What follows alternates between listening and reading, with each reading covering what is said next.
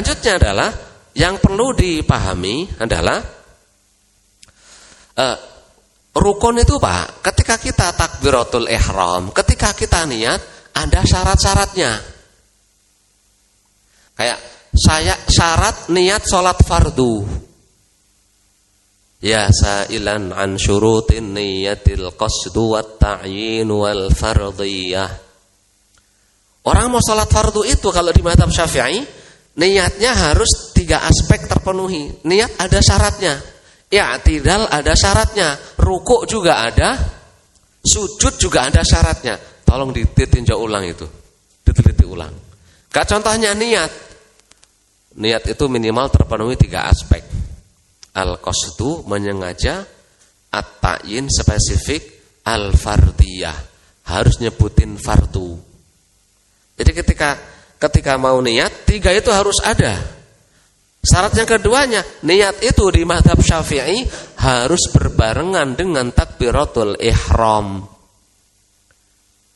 Lidahnya mengucapkan Allahu Akbar. Hatinya di sini harus usolli fardhu dhuhri. 3 itu. Usolli itu al-qasdu. Fardu fardiyah, dhuhri ta'yin. Minimal itu Pak. Kalau jadi imam, imaman. Jadi makmuman sambil takbiratul ihram. Berat Pak di mazhab Syafi'i. Makanya pengarang kitab Fathul Mu'in, jadi Fathul Mu'in ngasih solusi. Kalaupun enggak bareng-bareng amat enggak apa-apa. Karena di 3 mazhab yang lain, mazhabnya Abu Hanifah, mazhabnya Imam Malik, Imam Ahmad enggak harus bareng. Enggak harus bareng dengan takbiratul ihram. Nah di mazhab Syafi'i karena harus bareng, makanya banyak yang terkena penyakit namanya was-was.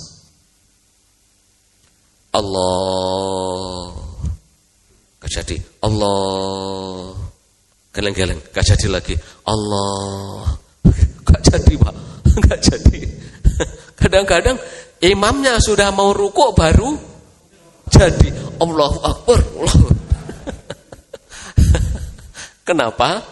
Karena ya begitu detail itu Pak. Itu enaknya kita Fathul Mu'in. Udah ini kalau berat-berat cari yang lain aja solusinya itu.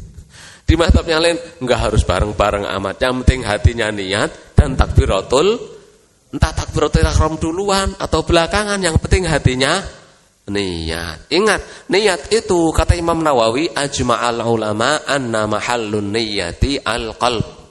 Tempatnya niat itu di hati. Mudeng Pak Bu. Boleh dilafalkan, bukan hanya boleh, sunnah menurut Syafi'iyah.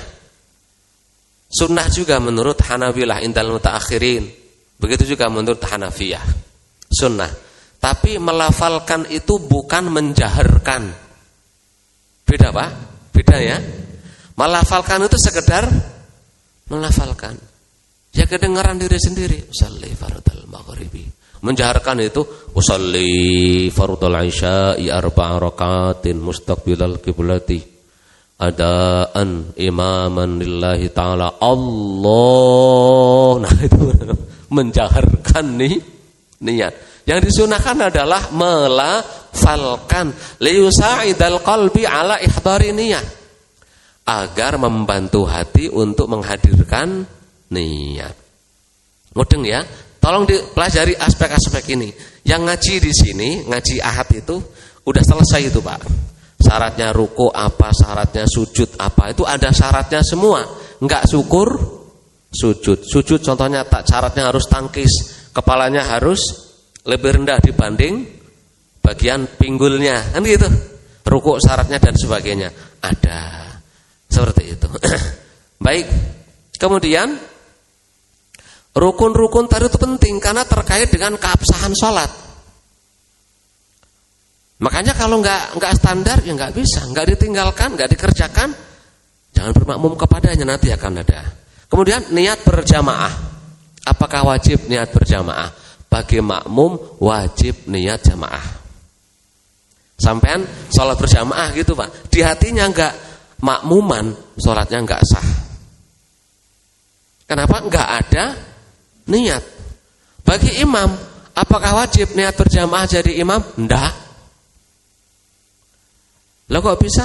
Iya, karena Nabi SAW beberapa kali sholat itu Pak awalnya sendiri. Lalu datang Jabir bin Abdullah, Jabir bin Sokhr untuk jadi makmum belakangan. Enggak apa-apa. Tapi imam kalau enggak niat jadi imam, pahalanya 1 Pak. Imamnya aja 1. Jadi kalau sampean ngimami enggak niat jadi imam, makmumnya niat jadi makmum, makmumnya pahalanya 27. Sampean yang jadi imam pahalanya kasihan Pak. Capek-capek jadi imam pahalanya cuma 1, makmumnya 27. Mudeng Pak Ji? Ya. Kemudian kalau kita menemukan imam bacaannya enggak standar gimana Pak? Jadi bermakmum, dia datang mungkin ke satu wilayah. Kalau udah selesai ngomong satu ya, senang saya udah selesai mau pulang ini. Jadi seandainya kita datang nih ikut salat Allahu Akbar. Ini ya pernah salah satu guru saya Hasan Hito Pak, orang Suriah. Prof Hasan Hito. Kata dia, saya tuh sering ngulangi salat gara-gara nemu imam yang enggak standar. Lagi mana lagi Pak solusinya? Jadi kalau kita buka ada kitab namanya Hasyah Mahalli atau Kanzur Raghibin, Hasyah Mahalli. Nah, di kitab itu disebutin gini, kalau nemu imam bacanya tidak standar, caranya adalah kita mufarokoh Pak. Apa itu mufarokoh? Niat sholatnya dirubah jadi sendiri. Awalnya berjamaah, diniatin jadi sendiri. Sekarang saya niat mufarokoh. Cuma ketika mufarokoh ini, hukum asalnya nggak boleh pergerakan yang ngikuti imam sono, karena kita sholat sendiri. Nggak boleh sengaja untuk bareng-barengin dia, nggak boleh. Kecuali ada pengecualian. Kecuali kalau kita mufarokoh, sholat gerakannya kok sendiri, dikhawatirkan nanti menimbulkan polemik, nggak apa-apa. Lah itu Pak Guling kok sholatnya dia duluan itu ya, sujudnya duluan, rukuknya duluan. Wah Pak Guling gini-gini, waduh itu sesat macam-macam lah gitu kan ya. Nah kalau khawatir polemik itu wis gak apa-apa, gak batalin. Padahal hukum asalnya batal. Kalau sengaja ngikuti padahal niatnya mufarokoh. Emang boleh mufarokoh? Boleh. Boleh kita nyelesain sholat duluan? Boleh. Hadis Bukhari dari Mu'ad bin Jabal. Mu'ad sholat isya Pak, bacanya Al-Baqarah Pak. Orang Madinah itu kebanyakan petani, peternak. Udah capek. Yang pernah jadi petani ngerasain Pak. Petani itu capek Pak. Iya kan?